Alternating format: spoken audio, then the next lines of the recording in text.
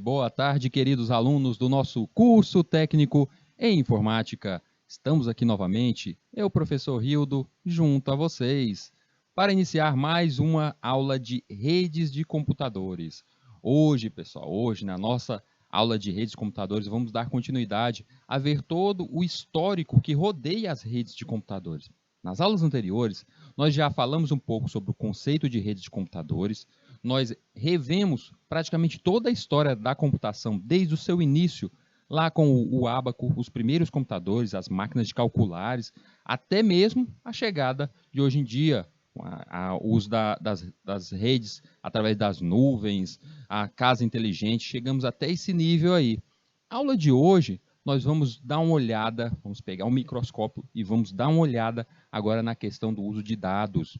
Como é feita a questão do uso de dados? Como acontece os dados? Mas antes, é claro, de falar sobre os tipos de dados, como eles transitam dentro dos computadores, a gente tem que entender toda a história da questão sobre a comutação de dados. Além disso, eu tenho que focar como redes de computadores, como isso acontece.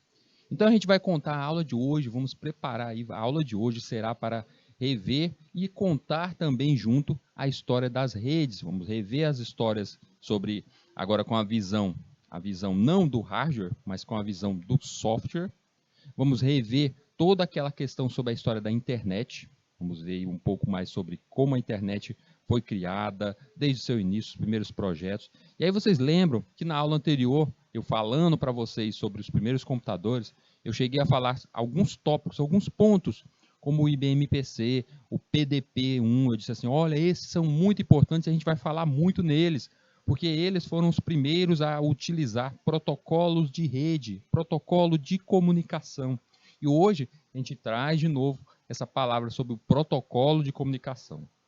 Será algo que a gente vai utilizar muito aqui na nossa disciplina. Será algo que a gente vai ter que entender como acontece a transição de dados de uma máquina para outra, utilizando esses protocolos. A gente vai entender a chamada pilha de protocolos.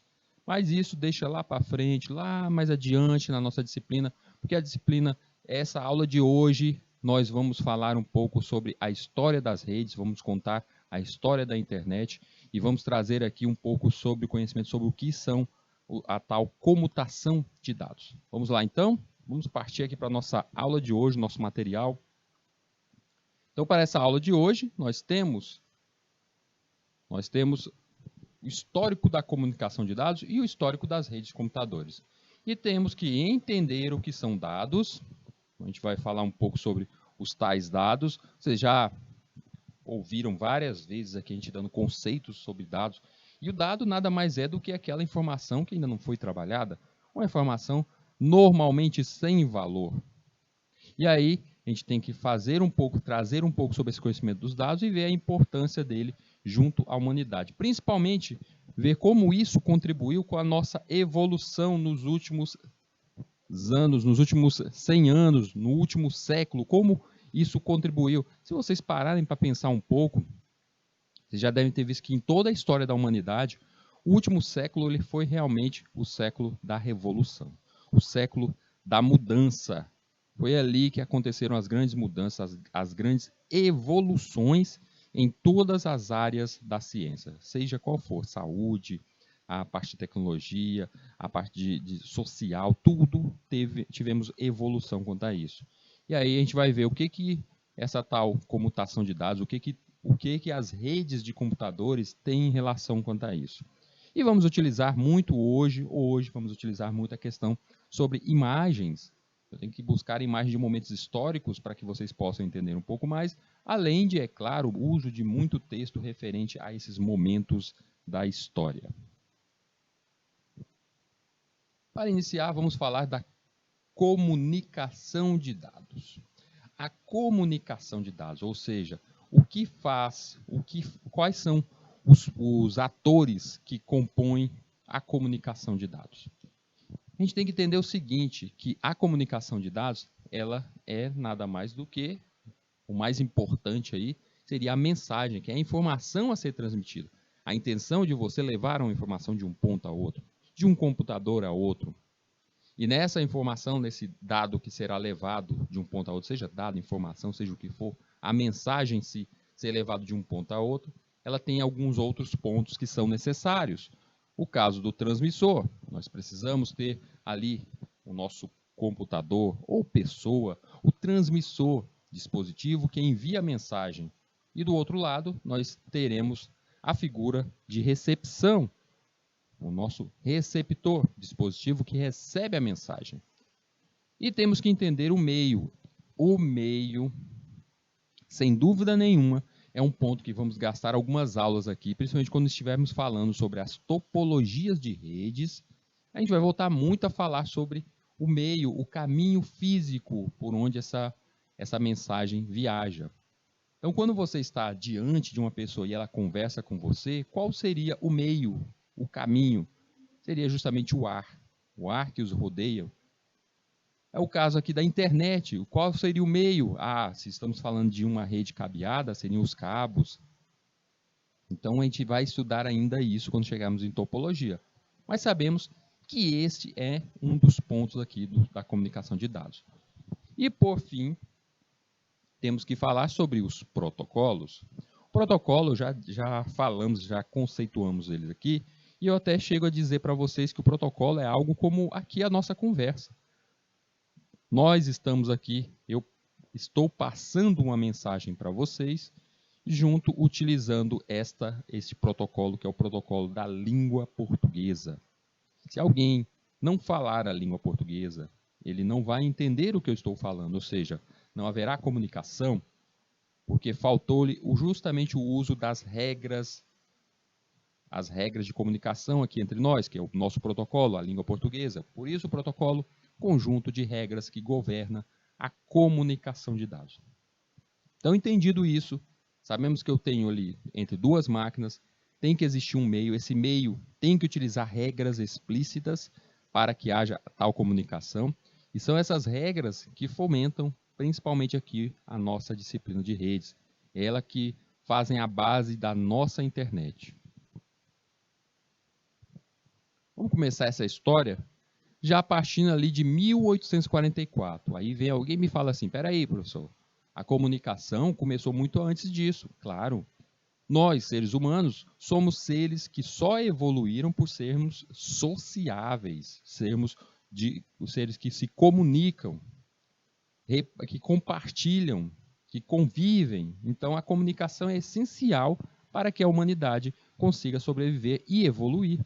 Então, a história da comunicação, pode-se dizer que ela começou muito anterior a 1844, com certeza. Mas o nosso foco aqui é justamente a questão dos pacotes de dados, a história da comutação de dados.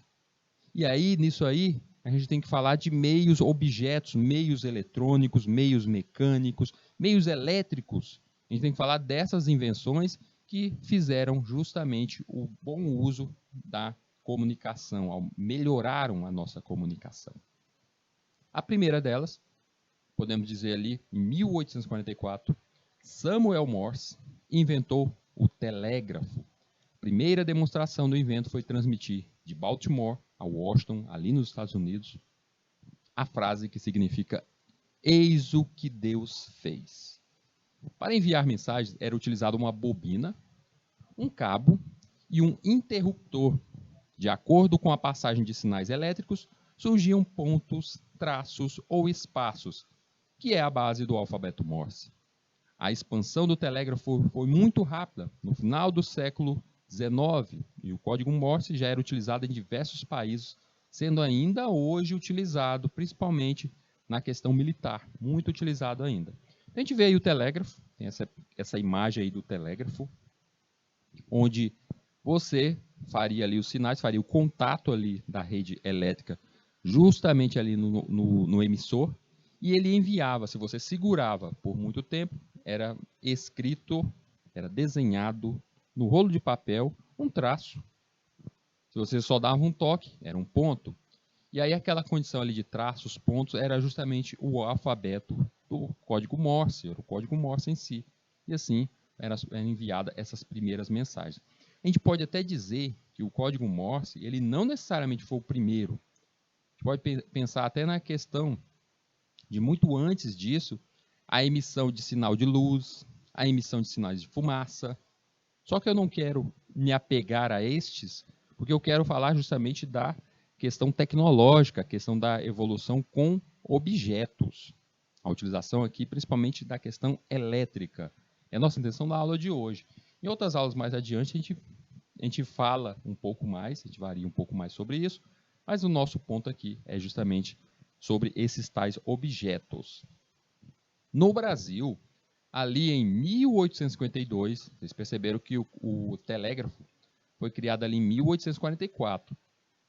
E o Brasil, em 1852, teve ali a sua primeira linha telégrafa instalada. O Palácio Imperial no Rio de Janeiro seria então ligado por telégrafo ao quartel de São Cristóvão, que mais tarde, ali em 1955, se transformou no Palácio de Petrópolis.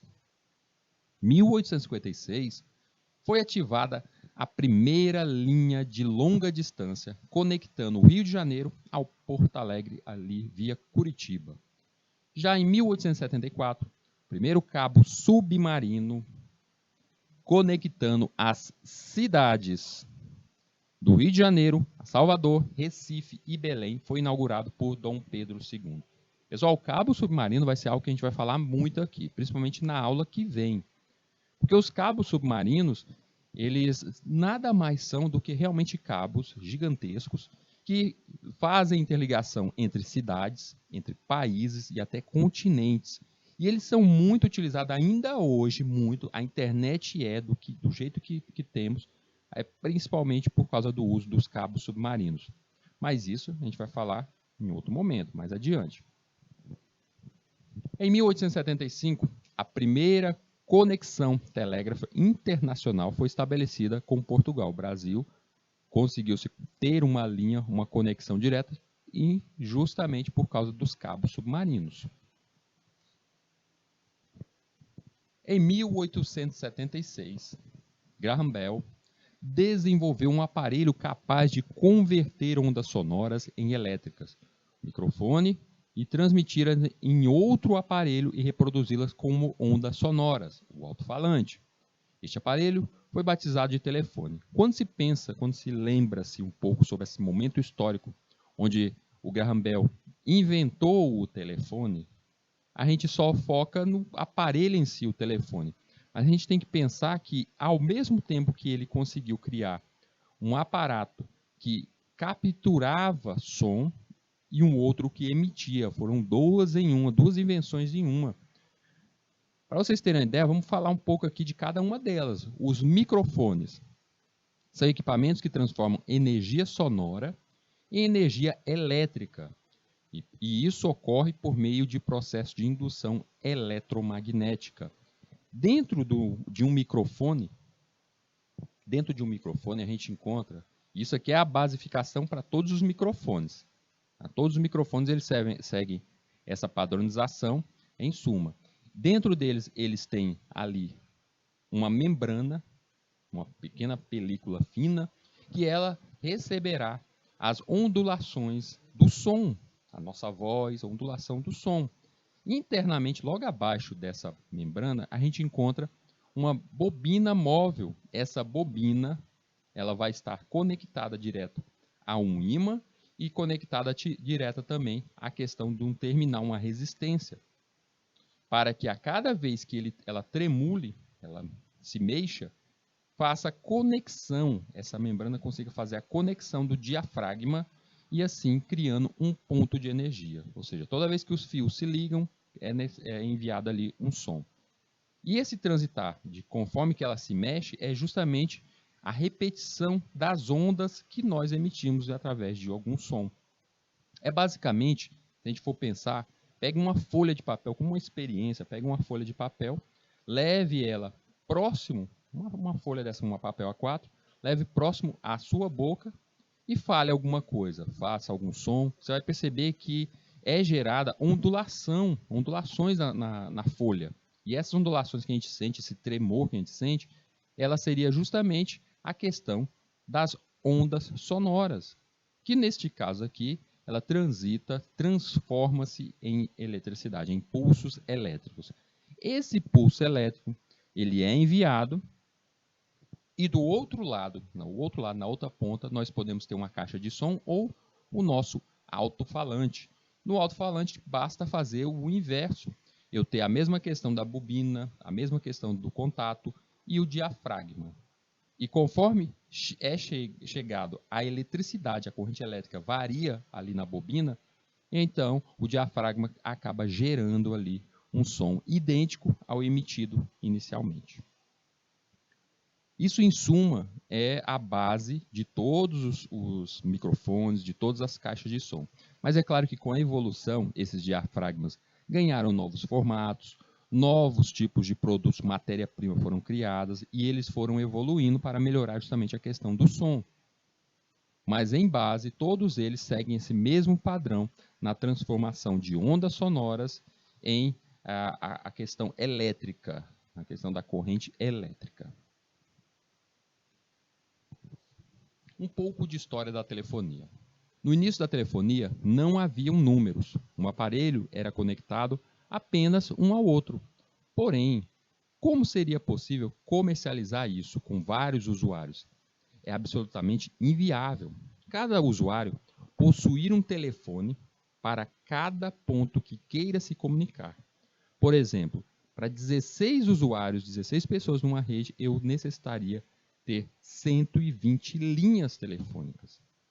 E o primeiro telefone, criado lá pelo Graham Bell, ele tinha justamente essa questão. Ele tinha do seu escritório para a cozinha, os dois aparelhos ficavam ali próximos, e ele conseguia fazer essa conexão através dessa rede elétrica. É algo muito próximo àquele telefone que a gente faz com a latinha. Você pega a latinha, aí liga, amarra-se um barbante de um ponto a outro nas duas latinhas, e aí você fala de um lado e o seu colega do outro lado estará a escutar. E isso é uma linha única. E aí esse seria uma grande problemática, porque cada pessoa ter essa quantidade incrível de aparelhos, a cada nova pessoa que fosse anexada ali, deveria em cada pessoa ter que unir-se, ter mais uma linha telefônica, ter várias linhas telefônicas aí para isso. Por esse motivo, para solucionar esse problema, surgiram as centrais telefônicas. Estas permitiam o acesso a diversos usuários a partir de um mesmo aparelho, através da técnica chamada de comutação de circuito. Porém, era necessário o auxílio da telefonista, que ouvia seu pedido e fazia a ligação através dos cordões elétricos com o telefone do destinatário. Então, vocês estão vendo aí nessa imagem o grande comutador, o ponto central dessa rede aí, era feita justamente por um nicho onde essas várias conexões deveria ser feita pelas telefonistas. Então você ligava para a telefonista, ela receberia a chamada, você diria para quem você estaria fazendo a ligação e ela iria conectar essas duas redes. E com isso, você só seria necessário você ter somente um aparelho. Só que ficávamos reféns, no caso, dessa central de comutação através das telefonistas.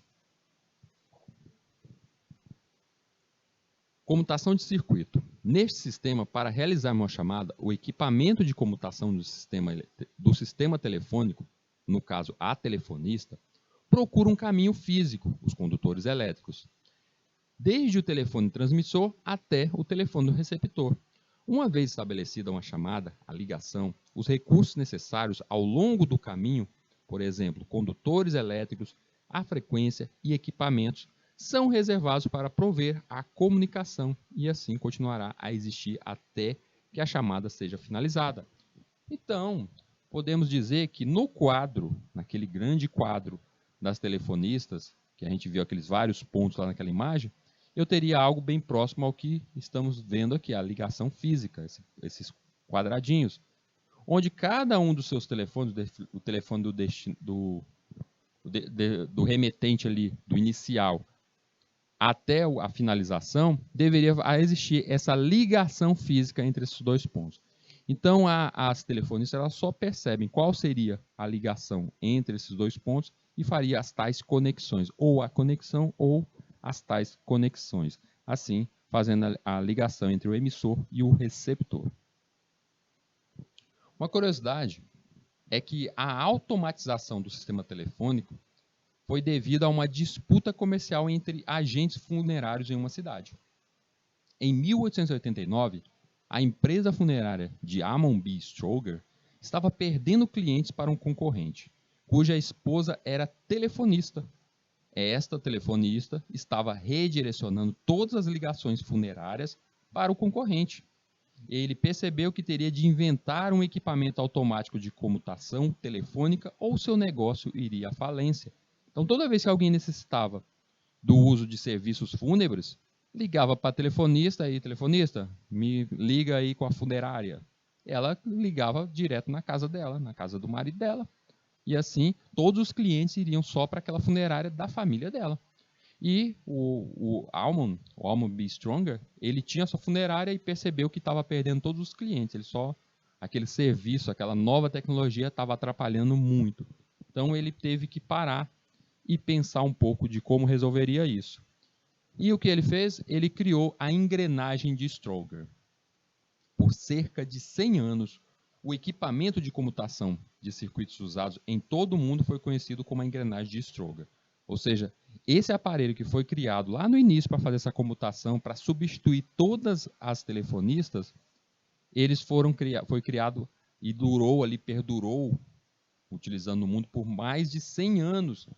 E como isso era feito? Os primeiros telefones, eles não precisariam ter número. Você não precisaria. Eu quero ligar para o Banco Central. Quero ligar para o Banco Central, o banco da minha cidade. Quero ligar para eles. O que eu deveria fazer? Eu pegava o telefone, a telefonista me atendia e eu falava, telefonista, eu quero falar com o banco da cidade. Ela iria me converter para o banco da cidade. E pronto. Eu não precisava decorar número nenhum. Eu não precisava saber número nenhum. Não esses números que a gente vê hoje em dia, quando você vai ligar para alguém. Só que no caso do Stroger, ele ao criar essa engrenagem, quando você descasse uma certa numeração, aquele dali seria a combinação das engrenagens para comutar o caminho, para ligar aquele caminho. Então, se uma pessoa tivesse algo como o telefone dela é o de número 88, então você digitava ali, você fazia a digitação dos números 88 e a engrenagem de Stroger cairia naquela posição de forma automática. Sempre que passasse, o pulso elétrico receberia aquilo naquela posição e mudaria, fazendo a comutação daquele serviço. Foi algo fantástico criado naquela época, até hoje em dia ainda é bem visto, mas a gente vai perceber aqui no dia de hoje, eu contando essa história, que vocês vão perceber que existem coisas, no caso os computadores, que podem substituir essa engrenagem muito mais fácil. Mas aí no caso aí, com isso, ele conseguiu fazer com que seus negócios ainda continuassem. Chegou ali a década de 50. Na década de 50, a gente dá esse grande salto aí. Por quê? Porque a gente sabe que, na última aula, eu falei sobre a questão do uso dos computadores, da evolução dos computadores. Década de 40, os computadores mecânicos começaram a ser utilizados em cálculos de guerra, foi o caso do ENIAC. E vários outros computadores começaram a ser criados ali. A guerra acabou, a Segunda Guerra Mundial acabou em 46, praticamente ali final de 45 para 46, novembro de 45. E aí, ao finalizar a Guerra Mundial, os dois maiores países que tinham ali, a União Soviética e os Estados Unidos, começaram a ter essas desavenças que foi gerada ali, a Guerra Fria, algo que vocês sabem, inclusive nas aulas de história de vocês está sendo passado isso, né? E aí é justamente nesse é o ponto que o Departamento de Defesa dos Estados Unidos, ele percebe que ele necessita criar uma rede de comunicação que aguente fortes ataques, que seja imune a ataques. Então, eles queriam uma rede de transmissão capaz de sobreviver a uma guerra nuclear. Nessa época, todas as comunicações militares passavam pela rede de telefonia pública, considerada vulnerável. A vulnerabilidade do sistema era o fato de que a destruição de algumas centrais interurbanas importantes poderia fragmentar os sistemas em muitas ilhas isoladas. parando a comunicação nos Estados Unidos. Além disso, estavam surgindo os primeiros computadores modernos. Se a gente for entender a comunicação entre os soldados em um fronte, ela é essencial para que exista a vitória daquele exército. E a gente percebe isso até em guerras, que normalmente os primeiros pontos a serem atacados não são normalmente as tropas, mas sim os grandes pontos de comunicação. São as redes de comunicação que devem cair para que os soldados fiquem perdidos. Então, por esse motivo, os Estados Unidos pensavam muito, começaram a pesquisar muito sobre a questão do uso de redes, uma rede que pudesse sobreviver a possíveis ataques. Comutação de dados. Nessa tecnologia, as informações são divididas em pacotes individuais, que são enviadas conforme necessário, sem a configuração e reserva de qualquer caminho dedicado. Cada pacote contém um cabeçalho com informação que permite o seu encaminhamento pela rede. Dessa forma, diferentes pacotes podem seguir caminhos distintos, poderão ter que esperar, isto é, entrar numa fila, e também poderão chegar fora de ordem, ou seja, o pedaço, vamos dizer que eu peguei uma informação, empacotei, quebrei ela em 3 pedaços, pedaço 1, 2, 3. Não é obrigatório que chegue o pedaço 1, o 2 e o 3 nessa ordem. De boa forma deveria ser assim, mas não é necessariamente dessa forma. Da mesma forma que os 3 pedaços não tem que seguir uma só rota. A gente vai ter uma aula só sobre roteadores. Vocês vão perceber que pacote a pacote, ou seja, pedaço por pedaço da minha informação, ele poderá seguir um caminho diferente, uma rota diferente. Quando pensar em rotas e pacotes, vocês pensam da seguinte forma, que cada pacote desse seria como um carro no trânsito. Então, esses 3 carros aí, que eu quero que saia do destino, saia da origem e vá para o destino, saia de um ponto e vá para outro, eles não necessitam seguir o mesmo caminho. Eles podem se dividir, eles podem seguir caminhos diferentes, na escolha da melhor rota possível para que possa chegar do outro lado. Então, a computação de dados ela é justamente isso, é esse conceito. A comutação de pacotes é mais tolerante a defeitos que a comutação de circuitos, ou seja, com a comutação de pacotes, os pacotes poderão ser roteados de modo a contornar equipamentos inativos.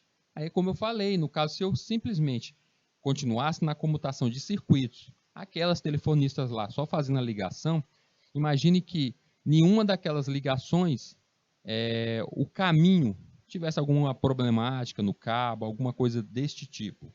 Isso geraria um grande problema. Vamos pensar que na engrenagem de Stroger, se ela tivesse com uma das paletas ali com alguma falha, que tivesse enferrujada, tivesse algo desse tipo.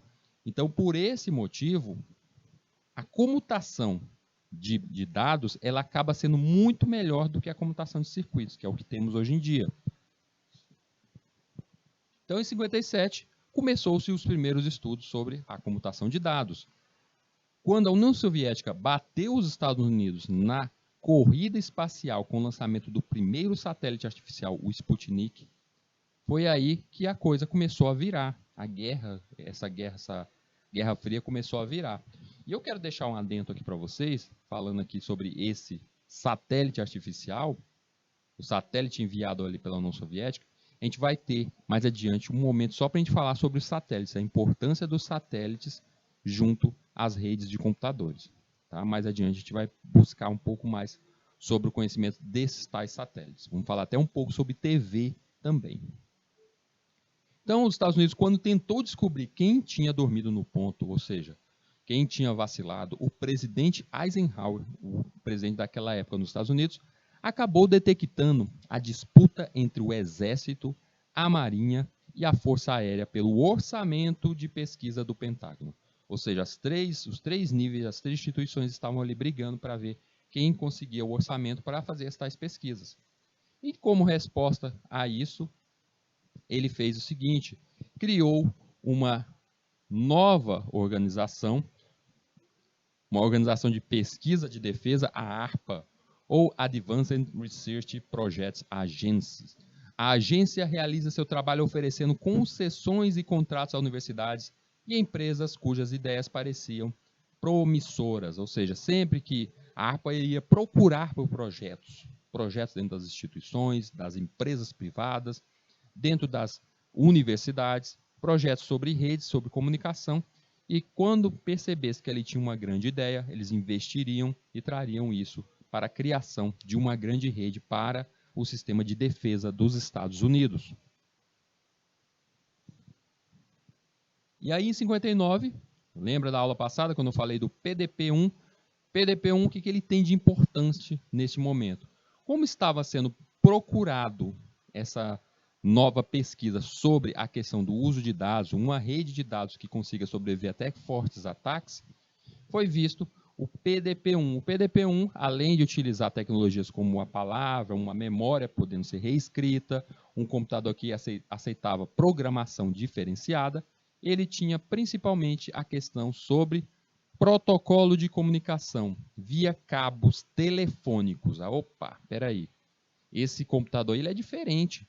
Enquanto vários outros computadores já começaram a fazer esse estudo, vários outros já começaram, universidades, começaram a fazer o estudo de comunicação entre duas máquinas de mesmo tipo, utilizando certas regras, o PDP tinha um protocolo de comunicação que utilizava os cabos já existentes da rede telefônica. E alguém percebeu assim, peraí, essa malha telefônica, ela cobre todo o nosso país, todos os Estados Unidos. E aí você está dizendo que ele utiliza protocolo de comunicação. Então isso faria com que um computador PDP-1 que estivesse em um ponto extremo dos Estados Unidos e o outro em outro lado do outro ponto extremo, ou até mesmo em outro país, pudesse haver essa comunicação. Foi o primeiro vislumbre real sobre o que se tornaria a internet. E a partir daí o PDP-1 ele pode ser considerado como a primeira visão sobre a internet.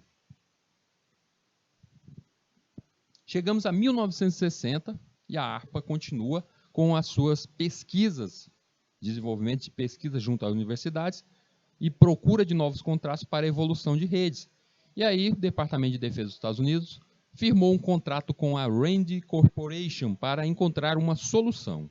Um de seus funcionários, Paul Baran, propôs o uso da tecnologia digital de comunicação de pacotes em todo o sistema.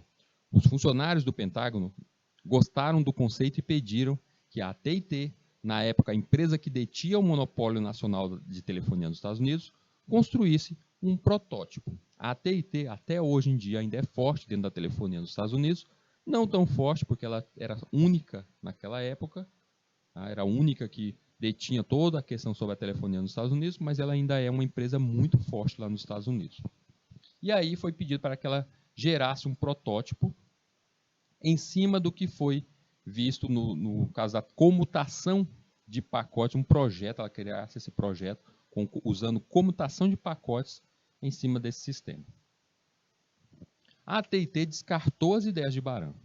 Afinal, a maior e a mais rica corporação do mundo não podia permitir que um jovem ensinasse a criar um sistema telefônico. A empresa informou que a rede de Baran não podia ser construída e essa ideia foi abandonada. Se a gente pensar um pouco, essa rede proposta por Baran é a rede de comutação de dados que temos hoje em dia. Tudo, telefonia móvel, sistema de TV digital, sistema de satélite, sistema de defesa, tudo que a gente utiliza hoje em dia, utiliza a transição com a comutação de pacotes. Então, por esse motivo, nesta época foi negada o que seria justamente o futuro das redes de computadores no mundo.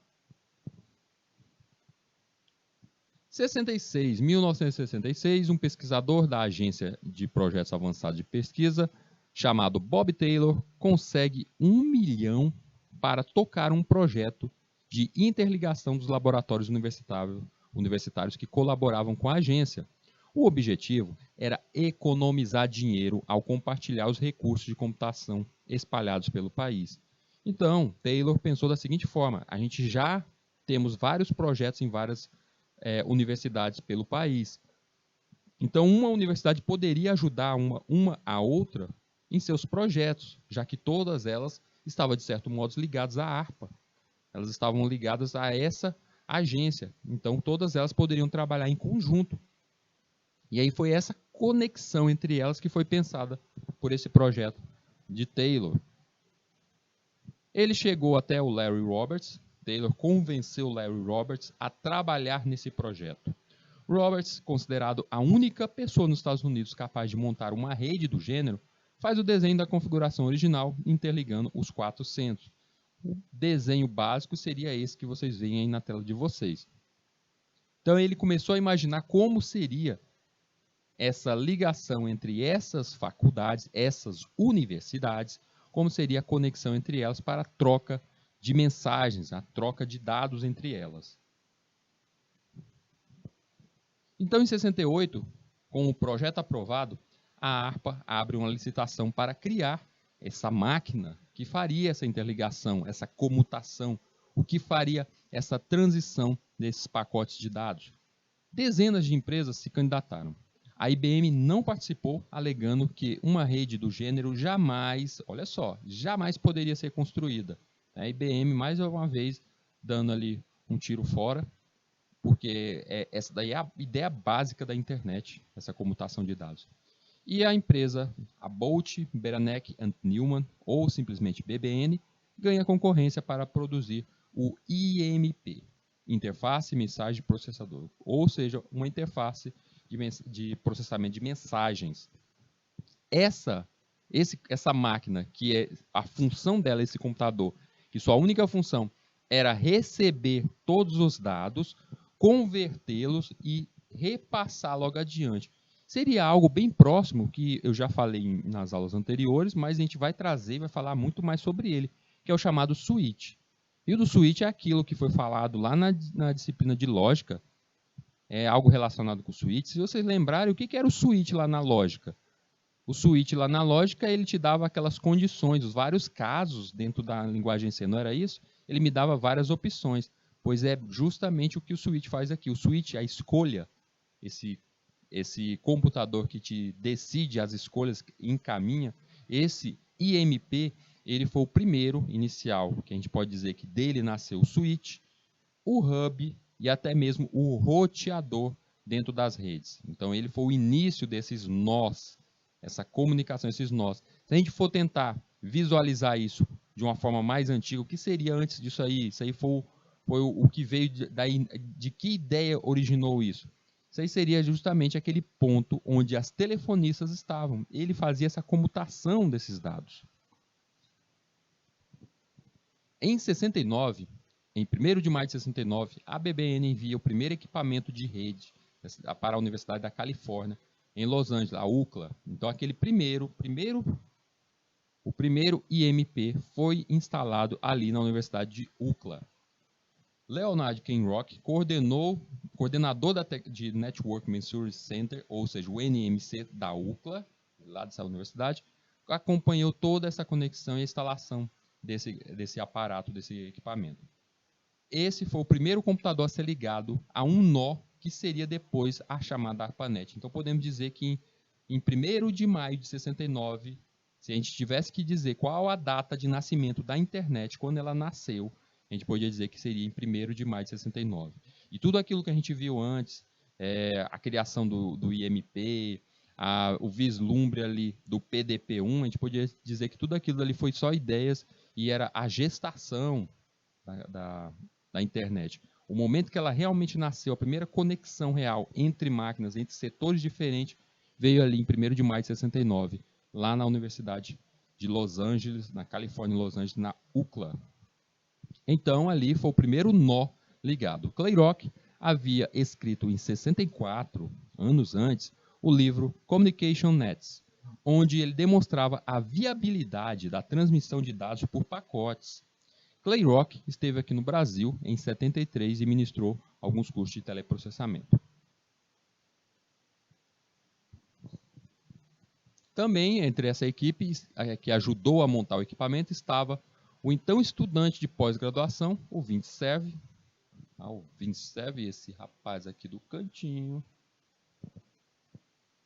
que mais tarde se tornaria presidente da Internet Society, ou seja, a gente vai falar um pouco mais dela, que é justamente a sociedade da internet que começou a ditar algumas regras para serem respeitado o modo de utilização da internet, a questão sobre a pilha de protocolos, algumas regras que a internet deve ter até para mantê-la mais segura. Em 69, no Instituto de Pesquisa de Stanford, Douglas Engelbart, inventor do mouse, montou o segundo nó ali instalado dentro da Universidade de Califórnia, lá em Santa Bárbara.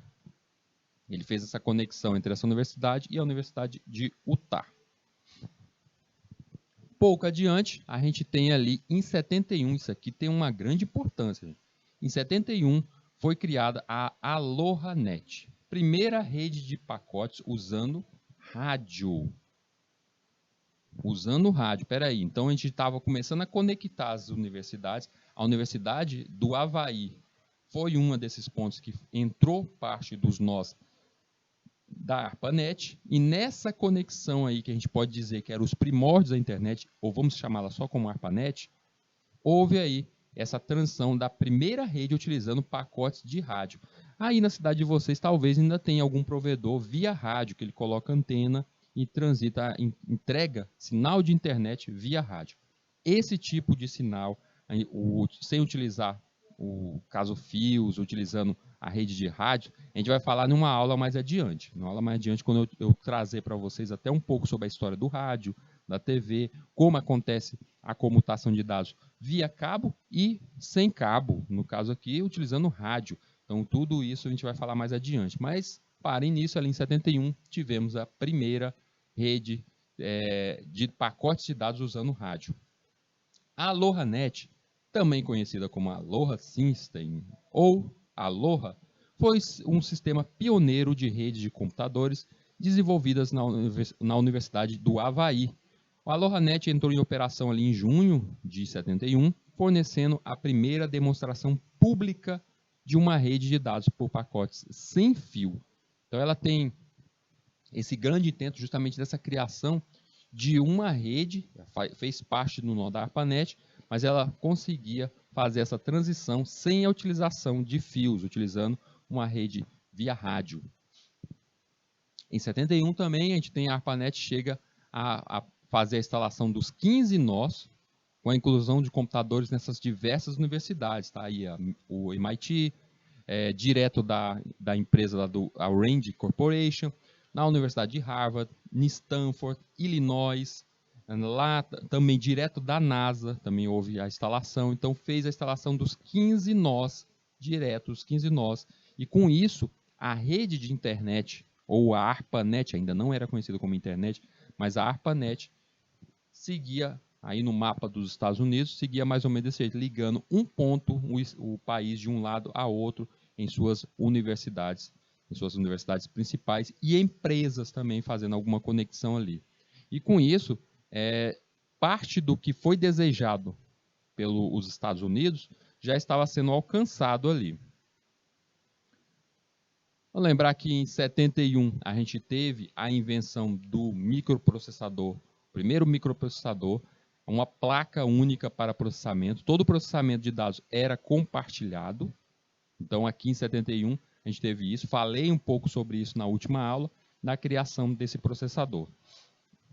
E a gente pode entender o seguinte, gente, até agora, chegando ali até a década de 70, a gente tinha a ligação dos vários nós nas universidades, fazendo a construção do que seria o esqueleto inicial da internet, a ARPANET, e nessa conexão dessas várias universidades, e até algumas empresas, como no caso a BBN, ali no meio, feito essa instalação nos Estados Unidos, é chegada o primeiro processador. E o que seria a evolução das redes agora com a chegada desse processador?